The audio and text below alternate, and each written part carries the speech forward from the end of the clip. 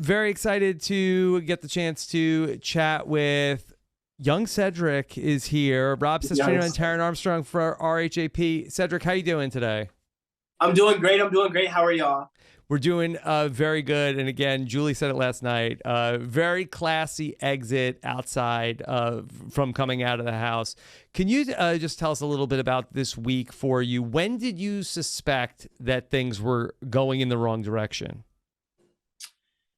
What really had kind of made me worry is when we found out that Quinn loses his vote as deepfake HOH. The whole week, I volunteered to be a pawn because I wanted to test T-Core and Chemo's loyalty and give me a reason to either exclude them from the alliance or make the collective 100% solid, which Quinn having his vote, we could have done and, kept everything together. Unfortunately, him losing his vote kind of led to my downfall, unfortunately. Yeah, it seemed like that happened like late in the week, that he was under the impression that he had his vote for a long time, and then it changed. Was that your experience of it? That was my experience. So we didn't find out that Quinn lost his vote until Wednesday night. So that kind of shifted a lot and put a lot into perspective. I knew going in that it was going to be a tight vote, even if Quinn had his vote, if I was on the block next to Rabina. So that was like worst case scenario for me in the week. Going back to last week, you were the HOH, and we saw the big fight with the veto ceremony and everything that happened. Do you feel like if you would have gone with that Tucker plan that came up with it, do you feel like that you would still be out of the house today? Oh, if I would have gone with Tucker's plan, I would have 100%, not 100, but 90%, I probably would have been evicted because we wouldn't have had the votes. Quinn has his hands in too many things. He's entrusted with too many people. We wouldn't have had the votes to send Quinn out the house. He had his deep fake HOH power. He's also part of the Pentagon. So I would have blown the Pentagon up, blown the collective up. This week, week 4, there would have been 3 Pentagon members on the board, and if one of us came off, another one was going up as a replacement nominee. So Tucker's plan didn't make sense because Quinn had his hands in everything. And Tucker's whole thing is I want to get the strongest competitors out the house. So I'm going to blow up the Pentagon, blow up the collective for somebody who doesn't even really want to work with me. Doesn't make sense. Who isn't? Good answer. Thank you. Yeah, there was a lot of speculation about how much you really knew about the show in the house. Some people thought you were trying to like play up that you didn't know as much as you really did. How much did you actually know about the show going in? I've never seen a full season of Big Brother going into the house. A lot of what I learned and a lot of the ways I was able to speak on things were from like YouTube clips that I watched really, really recently. So yeah.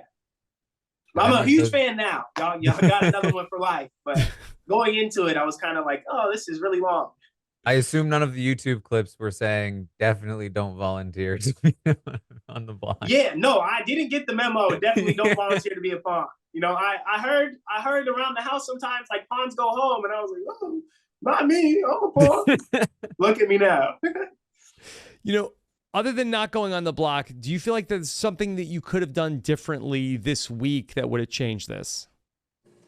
I could have campaigned to Leah really, really hard this week had I known that Quinn was going to lose his vote, because she would have been the swing vote I needed to stay. Joseph, if I was able to communicate the plan properly, Joseph would have voted for me. Leah would have voted for me. The 3 that voted for me clearly would have voted for me. That gives me 5-4. Rabina goes home. And T-Core and Chemo no longer have the allegiance or protection of the collective.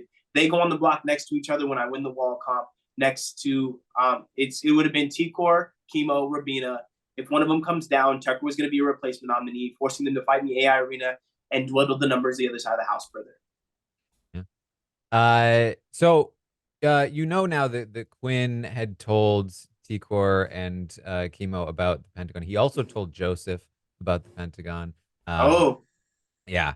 Listen, Quinn likes to tell people things. I know. But so his reasoning, I can tell you, was that, and he told this story about how he was brought into the Pentagon. He felt like it was very obvious from the way that he was invited into the alliance that it was you, Chelsea, and Cam that were at the core of it, and that he was the 4th and that Brooklyn was the 5th.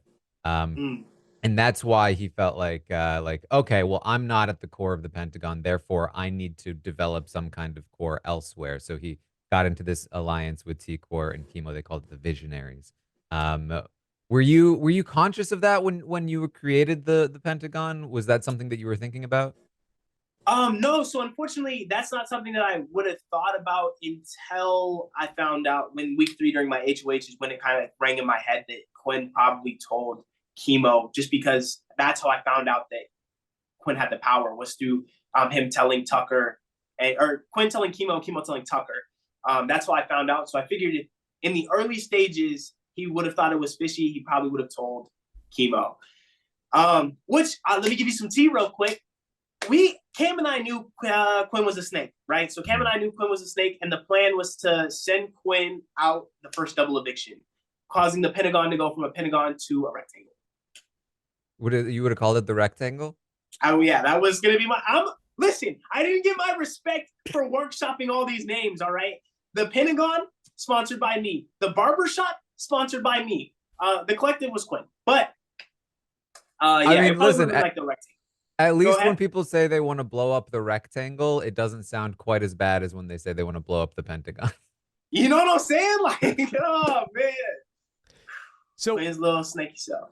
Well, we saw that where there were times when you talked to Quinn about having some kind of final 2 deal. Were you sort of stringing him along with that? Yeah, so I knew I couldn't trust Quinn, but I figured the best way to kind of get off of Quinn's radar and what people that he would target, even if he wanted to target the Pentagon, would be to propose the final 2 of quality control or QC. But that was completely fake. There was no way in that, and Quinn was no way ever going to be next to me in the final 2 chairs. Okay, I've got to ask about this idea that that volunteering for the block means that you're testing Chemo and T-Core's loyalty. Why did you need to do that? like what? Like, you know, like if they're not loyal, that's pretty bad for you at that point, right? Like. Right. So that's the thing, is that at the time I figured I had the numbers regardless of which way they were going, and it was going to tell me for certain that I can't trust T-Core or Chemo. Also allowing me to cut them from the collective, bring Leah in, and now I have a group that I can really trust, because ultimately in Big Brother, I felt if I can't trust a group of people to kind of take me where I need to go, I'm not long for the game anyways. Mm-hmm.